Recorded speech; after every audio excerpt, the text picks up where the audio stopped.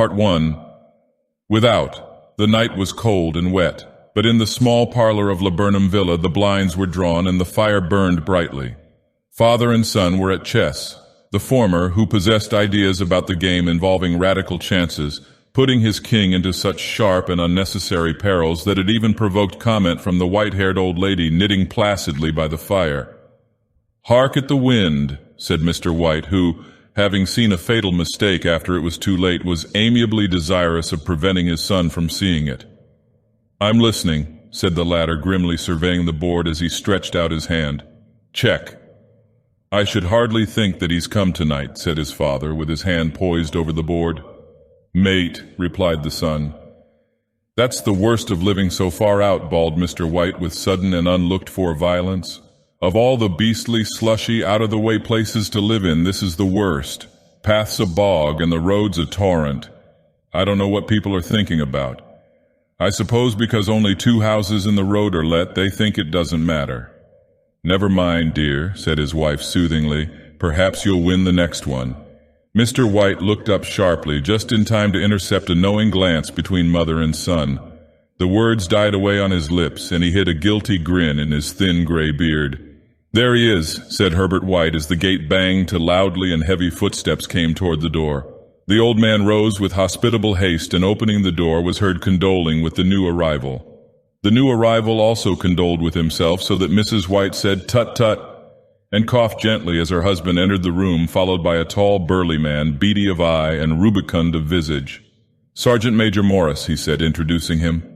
The sergeant major took hands and, taking the proffered seat by the fire, watched contentedly as his host got out whiskey and tumblers and stood a small copper kettle on the fire. At the 3rd glass his eyes got brighter and he began to talk, the little family circle regarding with eager interest this visitor from distant parts as he squared his broad shoulders in the chair and spoke of wild scenes and doughty deeds, of wars and plagues and strange peoples. 21 years of it," said Mr. White, nodding at his wife and son. "When he went away he was a slip of a youth in the warehouse. Now look at him. He don't look to have taken much harm," said Mrs. White politely. "I'd like to go to India myself," said the old man, "just to look around a bit, you know." "Better where you are," said the sergeant major, shaking his head. He put down the empty glass and, signing softly, shook it again. "I should like to see those old temples and fakirs and jugglers," said the old man. "What was that you started telling me the other day about a monkey's paw or something, Morris?" "Nothing," said the soldier hastily. "Leastways, nothing worth hearing." "Monkey's paw?" said Mrs. White curiously. "Well, it's just a bit of what you might call magic, perhaps," said the sergeant major offhandedly. His 3 listeners leaned forward eagerly. The visitor absent-mindedly put his empty glass to his lips and then set it down again. His host filled it for him again. "To look at," said the sergeant major, fumbling in his pocket, "it's just an ordinary little paw dried to a mummy." He took something out of his pocket and proffered it. Mrs. White drew back with a grimace, but her son, taking it, examined it curiously. "And what is there special about it?" inquired Mr. White as he took it from his son and, having examined it, placed it upon the table. "It had a spell put on it by an old fakir," said the sergeant major, "a very holy man.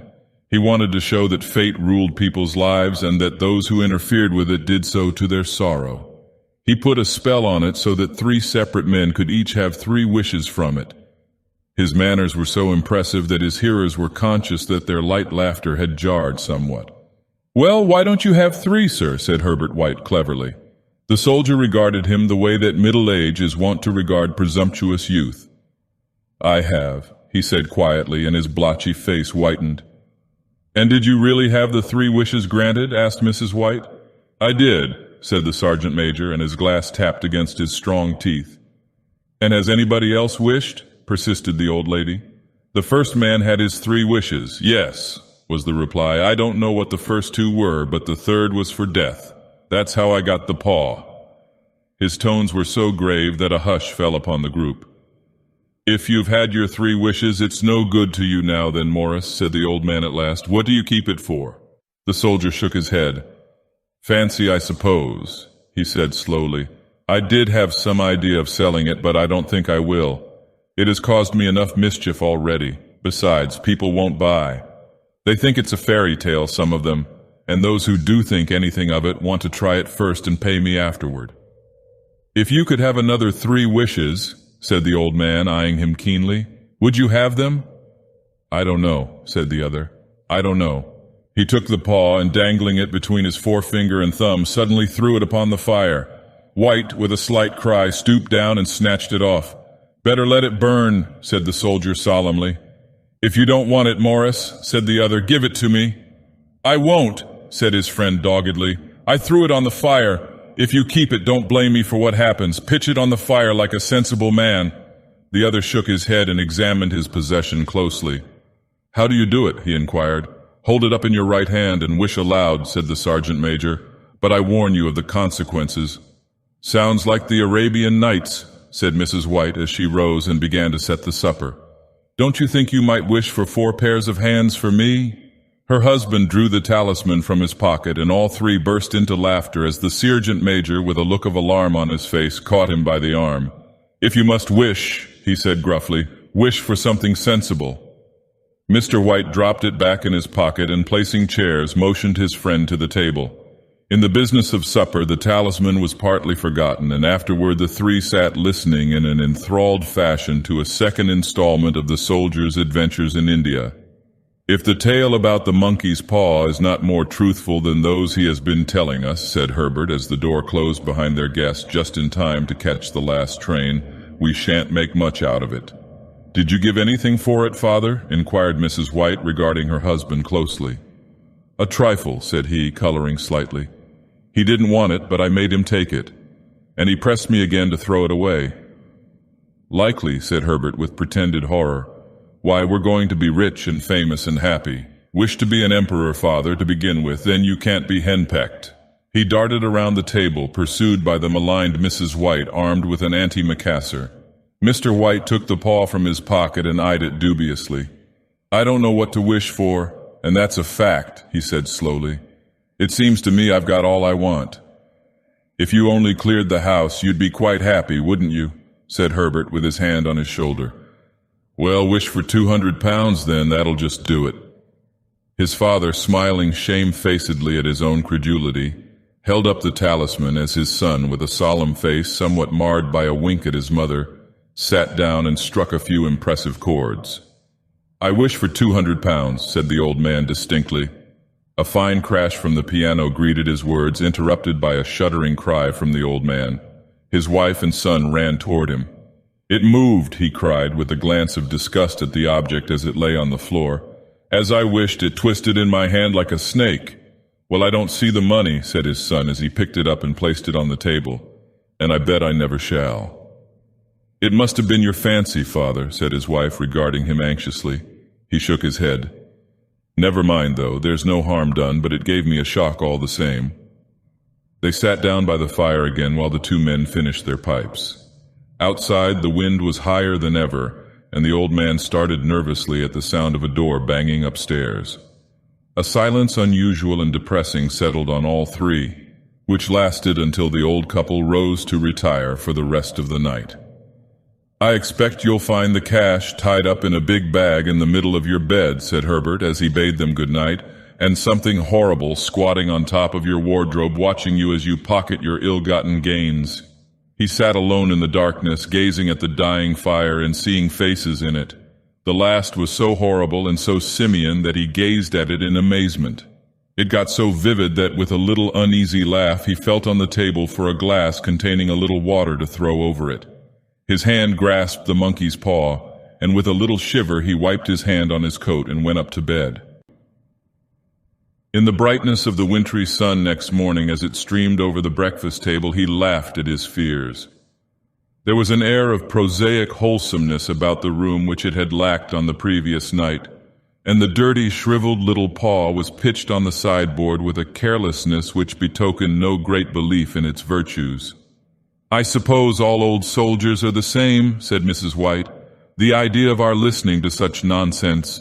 How could wishes be granted in these days? And if they could, how could 200 pounds hurt you, father?" "Might drop on his head from the sky," said the frivolous Herbert. "Morris said the things happened so naturally," said his father, "that you might, if you so wished, attribute it to coincidence." "Well, don't break into the money before I come back," said Herbert as he rose from the table. "I'm afraid it'll turn you into a mean, avaricious man, and we shall have to disown you." His mother laughed, and following him to the door, watched him down the road, and returning to the breakfast table was very happy at the expense of her husband's credulity. All of which did not prevent her from scurrying to the door at the postman's knock, nor prevent her from referring somewhat shortly to retired sergeant majors of bibulous habits when she found that the post brought a tailor's bill. "Herbert will have some more of his funny remarks, I expect, when he comes home," she said as they sat at dinner. "I dare say," said Mr. White, pouring himself out some beer, "but for all that, the thing moved in my hand, that I'll swear to." "You thought it did," said the old lady soothingly. "I say it did," replied the other. "There was no thought about it, I had just— What's the matter?" His wife made no reply. She was watching the mysterious movements of a man outside who, peering in an undecided fashion at the house, appeared to be trying to make up his mind to enter. In mental connection with the 200 pounds, she noticed that the stranger was well dressed and wore a silk hat of glossy newness. 3 times he paused at the gate and then walked on again.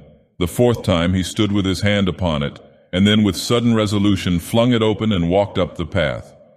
Mrs. White at the same moment placed her hands behind her and, hurriedly unfastening the strings of her apron, put that useful article of apparel beneath the cushion of her chair.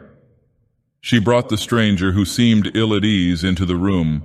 He gazed at her furtively and listened in a preoccupied fashion as the old lady apologized for the appearance of the room and her husband's coat, a garment which he usually reserved for the garden. She then waited as patiently as her sex would permit for him to broach his business, but he was at first strangely silent. "I was asked to call," he said at last, and stooped and picked a piece of cotton from his trousers. "I come from Ma and Megan's." The old lady started. "Is anything the matter?" she asked breathlessly. "Has anything happened to Herbert?" "What is it? What is it?" her husband interposed. There, mother," he said hastily. "Sit down and don't jump to conclusions. You've not brought bad news, I'm sure, sir," and eyed the other wistfully. "I'm sorry," began the visitor. "Is he hurt?" demanded the mother wildly. The visitor bowed in assent. "Badly hurt," he said quietly, "but he is not in any pain." "Oh, thank God," said the old woman, clasping her hands. "Thank God for that. She broke off as the sinister meaning of the assurance dawned on her, and she saw the awful confirmation of her fears in the other's averted face. She caught her breath, and turning to her slower-witted husband, laid her trembling hand on his. There was a long silence. "He was caught in the machinery," said the visitor at length in a low voice. "Caught in the machinery," repeated Mr. White in a dazed fashion. "Yes." He sat staring out the window, and taking his wife's hand between his own, pressed it as he had been wont to do in their old courting days nearly 40 years before. "He was the only one left to us," he said, turning gently to the visitor. "It is hard." The other coughed, and rising, walked slowly to the window. "The firm wishes me to convey their sincere sympathy with you in your great loss," he said without looking round. "I beg that you will understand I am only their servant and merely obeying orders." There was no reply. The old woman's face was white, her eyes staring, and her breath inaudible. On the husband's face was a look such as his friend the sergeant might have carried into his first action. "I was to say that Ma and Megan's disclaim all responsibility," continued the other. "They admit no liability at all, but in consideration of your son's services, they wish to present you with a certain sum as compensation." Mr. White dropped his wife's hand and, rising to his feet, gazed with a look of horror at his visitor. His dry lips shaped the words, "How much?" 200 pounds was the answer.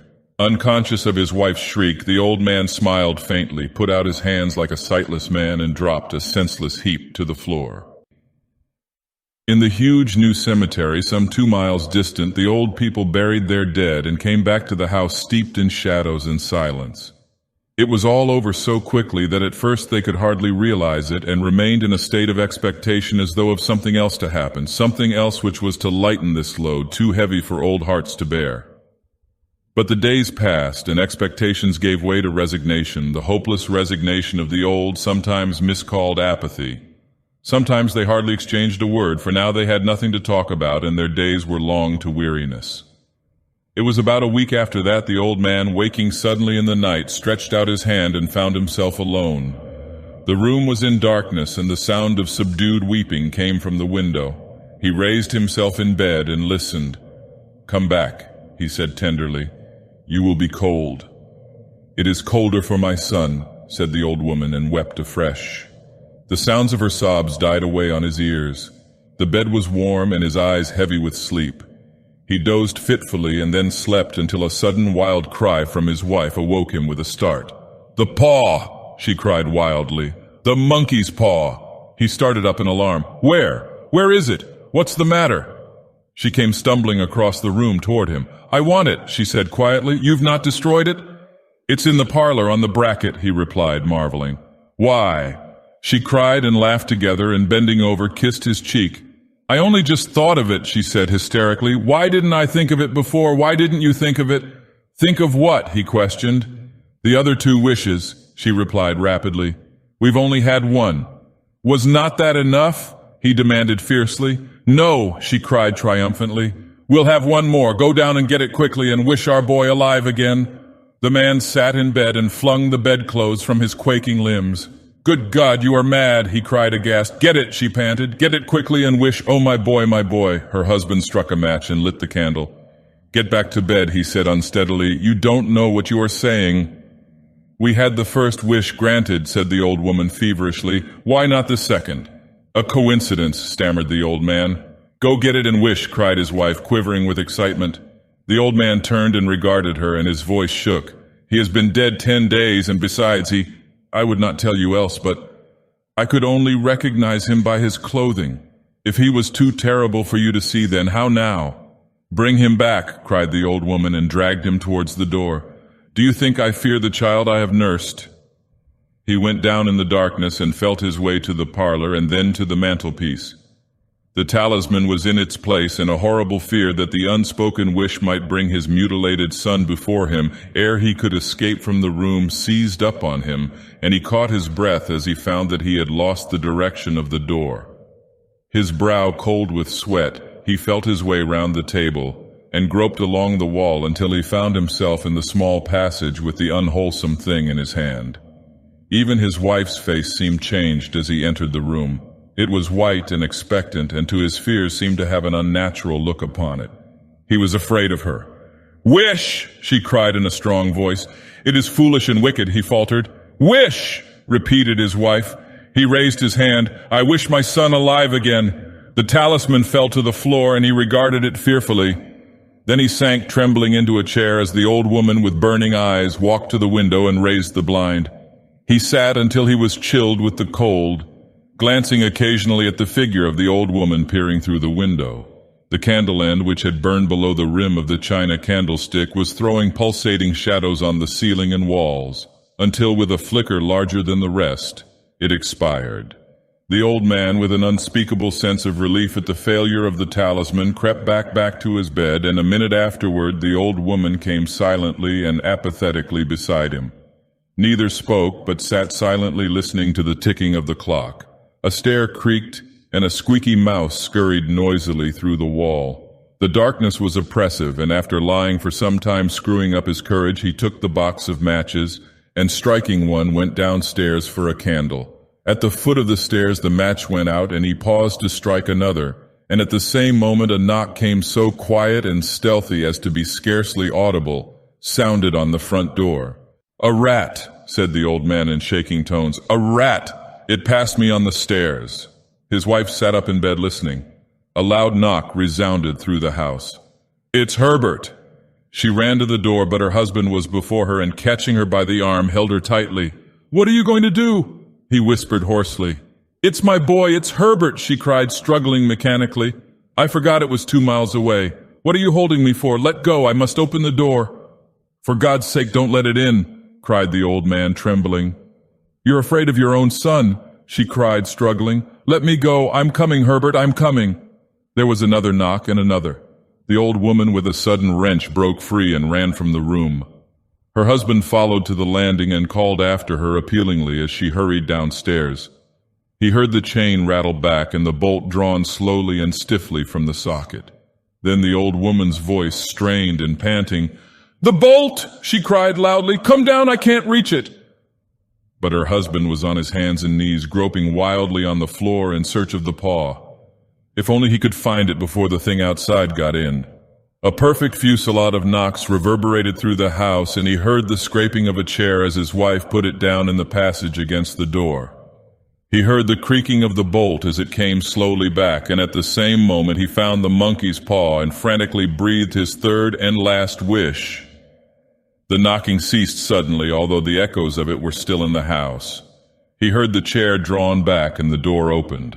A cold wind rushed up the staircase, and a long, loud wail of disappointment and misery from his wife gave him the courage to run down to her side and then to the gate beyond.